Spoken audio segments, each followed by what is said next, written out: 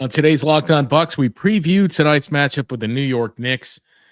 Is it a playoff preview? And it may not necessarily be the 3 versus 6 matchup. We get into that conversation and the updated look at the injury report coming up next on Locked On Bucks.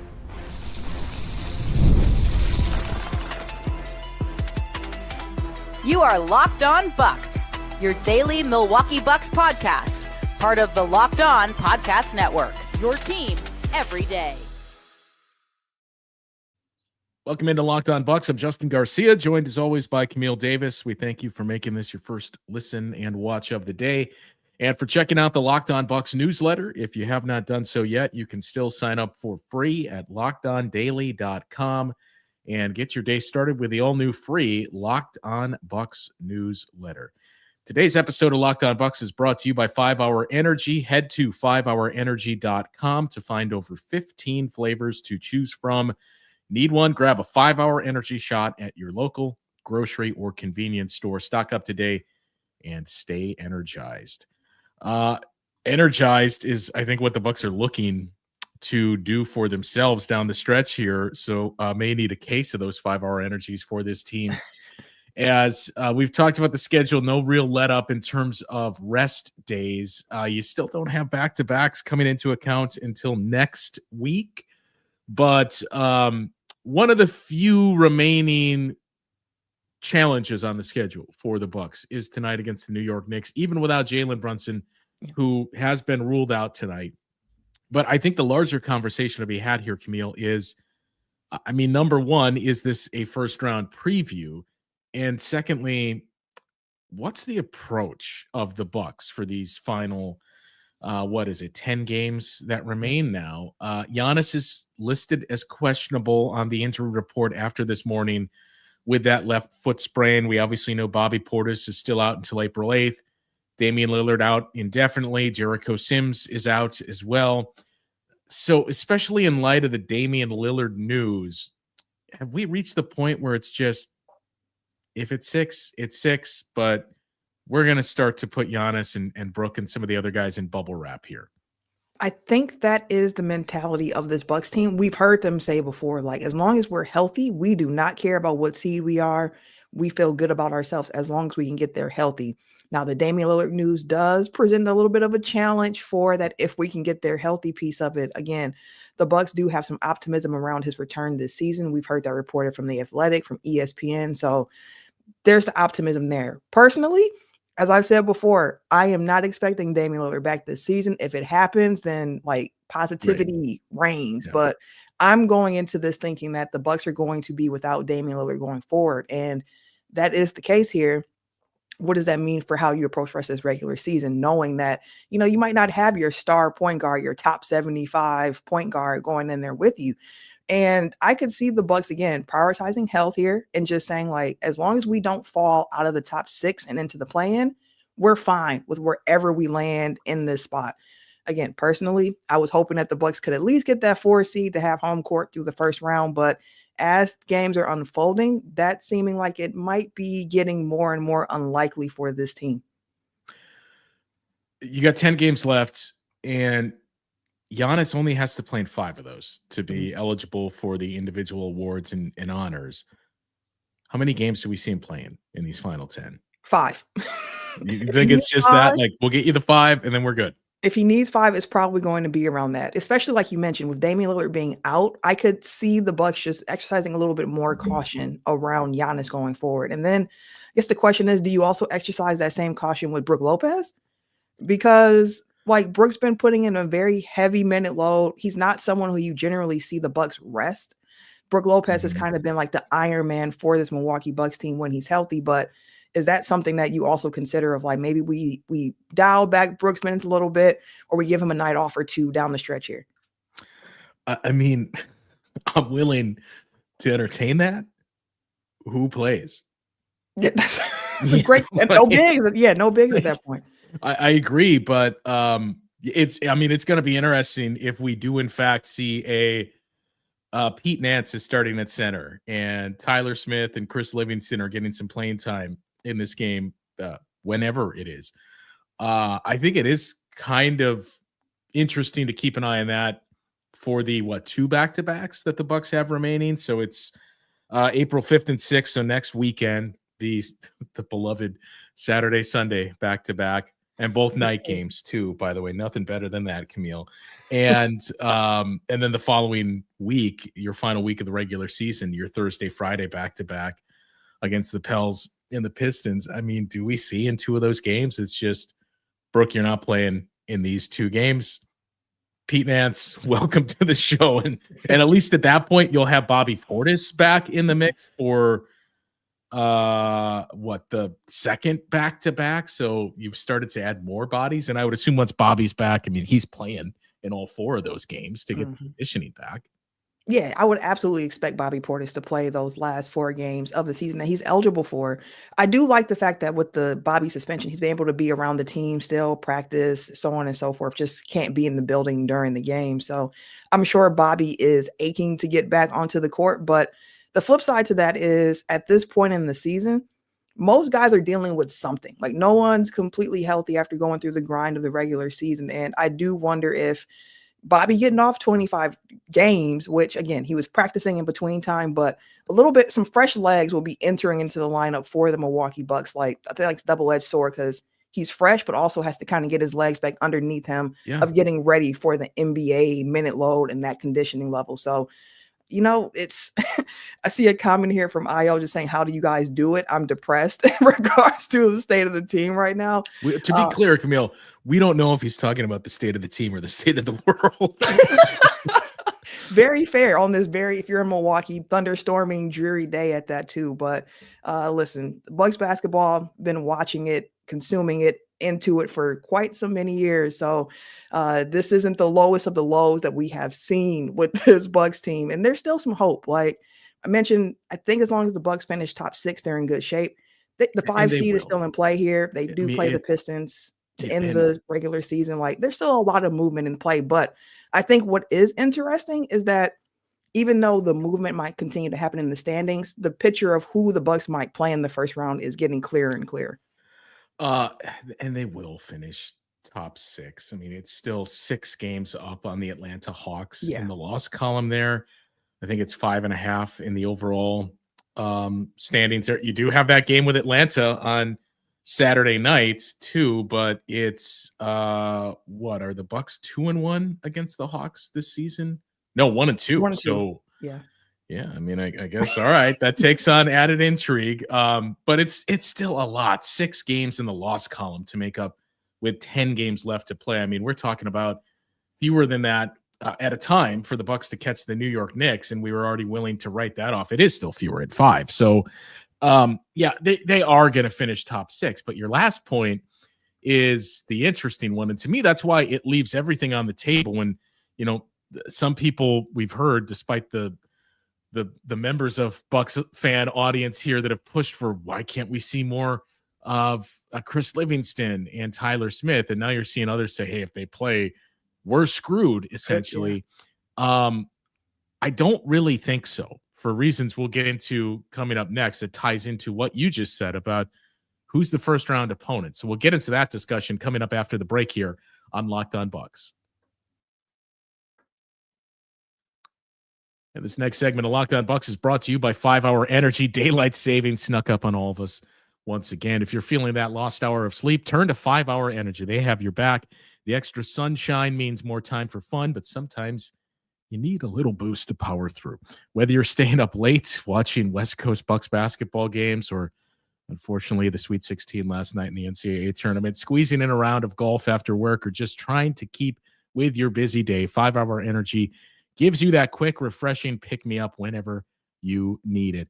I have been staying up late. We all have for quite some time now, for 10 days with the Bucks out there on the West Coast. And then last night, sadly, watching the Duke Blue Devils beat the Arizona Wildcats in the Sweet 16. But I got a 5 Hour Energy right by my side next to the morning coffee to keep me going this morning. Longer days, too, mean we're outside more. If you're taking a hike, take a Tropical Burst with you as your go-to flavor for a quick boost.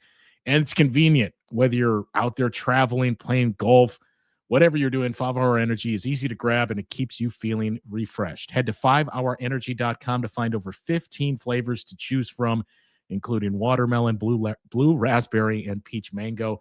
You can even build your own 12-pack or 24-pack delivered right to your door. And if you need one now, grab a 5-hour energy shot at your local grocery or convenience store. They're everywhere. Stock up today and stay energized with 5-hour energy.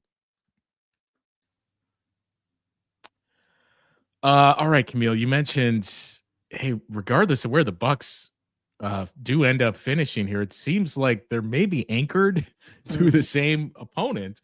What we mean by that is, oh, by the way, the Indiana Pacers won again last night and scored a franchise record 162 points. Did you see they were even taking the 24-second violation with over 90 seconds left in the game? I did not see that. I saw the score and just was like, oh my goodness, and kept it moving. But they were purposely taking those violations. They were taking the violation and getting booed by the crowd in DC for doing so. The DC crowd should have been like, thank you for some pity here. Like, I for your service. Appreciate it. Yeah. And by the way, Chris Middleton did not have shades of the playoffs. He was 3 of 7 with 8 points. And AJ Johnson pulled out of the starting lineup, 1 of 7 with 2 points in the loss to that vaunted Indiana Pacers defense. I mean, that does not surprise me. Chris Middleton's his raw numbers have not been good since he's been with the Wizards in regards to like his shooting percentage, but the Wizards have found more ways to win with him on the court. And AJ Johnson, he's just somebody who needs to continue to get the playing time. Every game ain't going to be good for him, but he got to play through it. So that's the quick ex-Bucks update here for some of our guys here on Locked On Bucks. But so we mentioned this because the Pacers have been red hot. They are 43-30 now. So they're 3 up in the win column on the Bucks and still 2 up in the loss column. They're suddenly just 3 back in the loss column of the Knicks. Now the Knicks do hold the tiebreaker over both the Bucks and the Pacers. So you would have to outplay them by 4 games to that point down the stretch here. But let's say the Bucks win tonight. That moves the Indiana Pacers to just 2 games back of the Knicks. And the Knicks still have 3 games left against the Cavs and the Celtics. And as we all know, it's been well documented, they're winless against those teams so far this season. They got the Pistons. And then, of course, tonight they have the Bucks. They have the Phoenix Suns coming up in a very important game that Phoenix is going to need to win to secure their standing there. But it's funny to see the Suns listed as easiest opponents for a lot of teams here. But still, Phoenix has some stakes in that one. So the schedule is more difficult for the Knicks than any of those teams the rest of the way. And a win tonight by the Bucks makes it interesting that you may say, okay, it helps push the Bucks because the Pistons, by the way, have the Cavs tonight too. And the Bucks, we should have started with that, are 6th as we open up this day. They're 40-32. Pistons are 41-32, and the Pacers are 43-30. So I don't know about you, Camille. I love to tout the numbers quite a bit, and I'm sure the numbers still suggest the Knicks have the best chance to be the 3 seed. I'm starting to buy into the Pacers catching them. And if that happens, what does it mean for the Bucks? You know, like if they finish 6th, they get the Pacers. If they finish 5th, they're getting the Knicks. I don't see a world where it's the Bucks and the Pistons in the first round here. I think that would be the most ideal of the options. Yeah. But, you know, long story short, when I tell you Knicks, Pacers, Pistons, and to a lesser extent the Pistons, is there one team over another that you say we absolutely cannot play that team? Well, I mean, the Bucks have not looked great against the Knicks so far this season. So I know a lot of Knicks fans, out of them picking the 3 teams, whether it's Bucks, Pacers, or Pistons of who they would want to play, I'm sure most of them are looking at the Bucks there. And this is going to be a matchup tonight against the Knicks where I don't really think it tells us too much about what this series could look like in the playoffs without Jalen Brunson being there. If Giannis doesn't play. Yeah, if Giannis doesn't play, like it just takes a lot of the what could this look like in the playoffs out of the situation. So I think the Knicks will be tough with a healthy Brunson because Brunson has just proven to be a really tough cover for the Bucks in the past. And they just have a really hot offense right now. And to your point about how the standings are shaking out, since Brunson has been hurt, the Knicks have been a 500 team. I mean, they've been a little I don't want to call them, they haven't been mid, but they haven't been playing at the same level even since the start of the year. So for this Knicks team without Brunson, we've seen their offense take a step back, which is no surprise given that Brunson is the engine that makes that offense go for the most part. Now it's really Karl-Anthony Towns really trying to figure things out there. But I think for the Bucks here, one, I think it's quite possible that the Pacers do pass the Knicks in the standings. The Pacers are 8-2 over their last 10. The Knicks 5-5 over their last 10. I'm not sure with the Pacers. I think you said they have to win them outright by 4 the Pacers would to get so it's right now, yes, but if the Bucks beat the Knicks after tonight's game, they're going to have an even number of games played. So if the Bucks beat the Knicks tonight, it's 3 games. The Pacers have to outplay them by down the stretch. Which 10 games left, 3 games. That's a little tight, but like it's possible that happens. And again, I think the big thing that you would hang your hope on, not to cut you off, if you're the Pacers, is the Knicks have 3 games left against the Cavs and Celtics, and those games have been outright disasters so far this season for the Knicks. And if they don't have Brunson, they're probably going to be even bigger disasters for them this season. So, I mean, for the Bucks, like we mentioned, we don't know what the seedings are, but it's looking like the first round matchup will either be against the Knicks, the Pacers, or the Pistons. And when looking at those 3 teams, I've been saying I want the Pacers rematch from last season. You're saying that with your heart. Yes, that's more so with the heart of just like the whole rivalry around it. But matchup wise, I think you probably want the Pistons. And I want to be clear when I say you probably want the Pistons. It's not going to be the same type of series it was, 5-6 years ago when the Bucks and Pistons met in the first round, and it was kind of like the Bucks just ran over them. It wasn't the average margin was 20 points a game. It was a big blowout type of series for them. I don't think that would be the case for this year. Like, this is a good Pistons team this year, but of those matchups, like heart out of it, storyline out of it, that's probably the matchup the Bucks would want. I agree with that part. I wasn't sure if we were getting you taken on like a Stephen A vibe when it was. I want to be clear about like that. This. Not after what we've been seeing the last couple of days, Justin. I should point out too, because I'm a stickler for details. We mentioned the 3 games left that the Knicks have against the Cavs and the Celtics. One of those Cavs games is the second to last game of the year. Nothing to play for in that game. So there's a decent chance Cavaliers aren't really playing anybody in that game. Although it's not a back-to-back, so who knows. And the Celtics game is, ironically, the same day Bobby Portis returns, but 4 games remaining. And again, at that point, Boston may have locked everything up. It is a national game, though, so there's that. But the fact that 2 of them are even later in the season is, all right, let's keep an eye on. I get the win percentage is what makes this a tough game, but who's going to be playing in that game? And same story for the Cavs, the Pacers. They got 2 games left against the Cavs. It is games number 80 and 82 on the season that they're playing. So it's not impossible. Obviously you have the tiebreaker. It's 2 games in the loss column. But I don't think the Bucks are going to finish in front of the Pacers the way Indiana has been surging, and the availability for important players that the Bucks have been dealing with here. And especially if you lose this game tonight against the Knicks and you're 3 back with 9 games remaining, I think that is probably enough to close the door on it. But, for me, I don't really think it matters who the Bucks have in the first round between those options. And really the Knicks and Pacers is the most likely options to have in the first round. I really don't think it matters. We mentioned the 2 games to start the season against the Knicks. Much different teams, right? And especially that first game versus where you're at now. Second one was, all right, let's see how this works out, and did not work out. Yeah. But it's a much different team, and you have more time with that group together.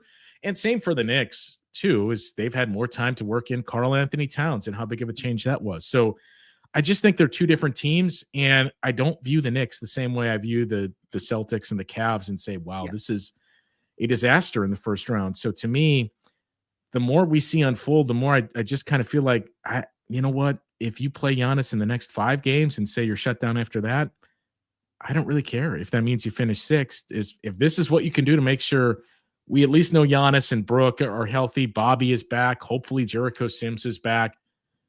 We don't know. on Damian Lillard. And I think the right route is assume he's not back.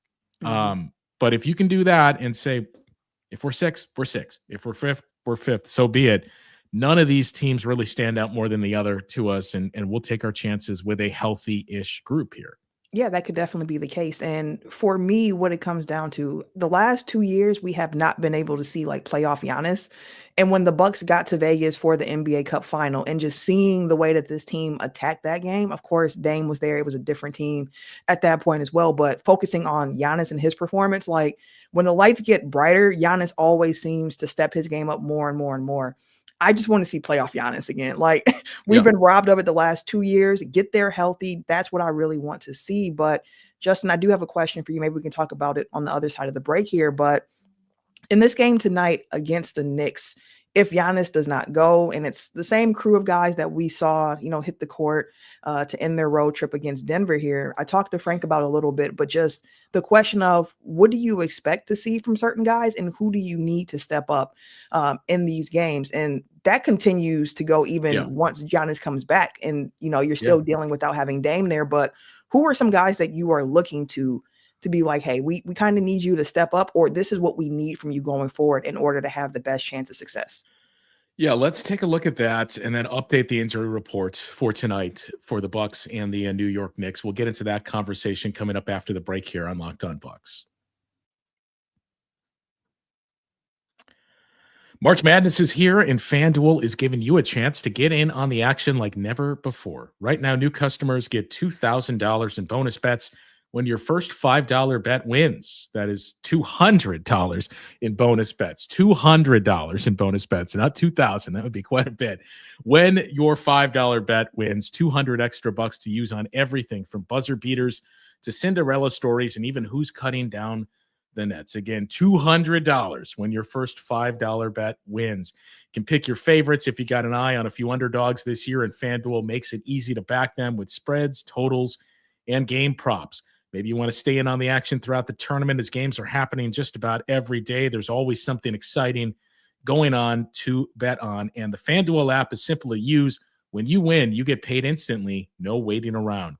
So visit FanDuel.com and get in on the college hoops action all tournament long. Again, $200 to new customers in bonus bets when your first $5 bet wins. Head over to FanDuel.com to get started. So, let's just real quick touch on, we mentioned Giannis is questionable tonight with that left foot sprain. Dame BP and Jericho Sims are all out for the Knicks. Jalen Brunson is once again out with that right ankle sprain. I know this was right around the time they were going to reevaluate and monitor him, so I'd imagine there's some updates forthcoming. Miles McBride out as well. He missed that last game. I can't recall who it was the Knicks played. I just watched it. But he missed their game a couple of days ago. And in that game, Cam Payne went down with an ankle injury. Cam Payne is also out. Tyler Coley show. So, yes, Camille, it is going to be, and that was the Clippers that the Knicks beat. Yeah, I mean, the Tyler Kolek show, I would presume here, as he played 18 minutes, ended up playing 18 minutes in that game. Maybe even our guy Marjon Beauchamp. So it's a very, very thin backcourt for the Knicks and a very, very thin front court for the Bucks. In terms of the individual players for this game and go forward, to me, I think at this point, you got to throw in Ryan Rollins and Kevin Porter Jr. because we have to make the assumption they are going to have a significant increase in workload going forward here. So continuing to see what you get defensively in some of those lineups, especially with Ryan Rollins. And if there's more and more of letting off the leash a little bit, and all right, this is your chance, Kevin Porter Jr., to kind of carry some of the offense, whether he's starting or coming off the bench. But maybe the biggest one is AJ Green. And it was so important to see him do what he did, shooting the basketball against the Denver Nuggets, to have a nice little breakout game after we've, obviously it's been well documented, some of the shooting struggles that he had been working through after the All-Star break. So to see AJ go 5 of 9 on threes was big, but we saw a pretty similar stat line against the Dallas Mavericks and then 10 subpar games after that. So seeing it doesn't have to be 5 of 9, but we can't see an 0-4 or a 1-5 again tonight. Like seeing AJ Green continue to push that forward. Yeah, I need to see AJ Green with at least 6, 7 3-point attempts a game. Like I want to see that number continue to go up for him. And against the Nuggets, like love seeing him get those amount of shots up. But for me, what was most encouraging was the look of the shots that he was taking. Like it felt like he was very confident. We saw him dancing with the ball a little bit, hitting some step backs, just a good rhythm with his shooting. And I felt like during that slump at times, like it felt like sometimes like he was second guessing himself at times. So just to see him get out there, quick shot, don't hesitate, get it up. That's what I want to see from AJ going forward. But Kevin Porter Jr. and Ryan Rollins, I think, are two really key pieces. And the Bucks are going to need both of them. I don't think this is a one or the other situation for the team. And for Kevin Porter Jr., he's someone who at least has the experience of being a number one on the team previously with what he was doing in Houston beforehand. And he is somebody, again, he can turn the ball over a little bit too much. Sometimes the handle can be a little loose. And if that's someone who you're counting on to be your point guard going forward, like that has to tighten up. But you see the bones of everything that can be good with him. Like he did have 8 assists against the Nuggets to go with the 4 turnovers, which too many turnovers there for him. But the shot creation, but when the shot's not falling for him, like how else can you be effective? And for Kevin Porter Jr., he has shown the playmaking chops. He's shown the ability to compete on defense as well. So you need that. And Ryan Rollins just provides a different pace for you as somebody who can really go out there and bother opposing players with his defense. The hustle plays that he makes. It's going to be a group effort, I think, from those guys. Gary Trent Jr. has to continue doing what he's doing, which is I'm off the bench and I got a green light. I have a green light and he has to continue to take those shots because, again, post-trade deadline, we're looking at the roster. We were just saying like, okay, Giannis and Dame are your primary shot creators and honestly playmakers. So like who else can step up in that role when needed? And went so long without even saying it, but Brook Lopez, he is somebody who since the All-Star break has been really important with his offensive game. He's been aggressive, mixing up his shot diet as well, inside and out. They're going to need to continue that as well. So that's a long way of saying like everyone needs to do a little bit more for this team going forward for them to really have a chance to succeed. Yeah, it's fascinating too. I mean, well, I'm sure we'll have a much lengthier discussion on the role players and who's more important or who stands out the most as we start to get closer to the playoffs and know what the playoff matchup is going to be. But, you know, Kevin Porter Jr. specifically, you know, again, I know we all had feelings when that trade was announced. He's been remarkably efficient since coming to the Bucks. The turnovers are a big piece of it, but by the numbers, he was one of the more inefficient offensive players in the league in his time with the Clippers this season. And he's played about half as many games. He's playing fewer minutes per game with the Bucks than he did with the Clippers, but he's been more efficient on threes. He went from a 24% three-point shooter to a 40%, basically taking the same volume.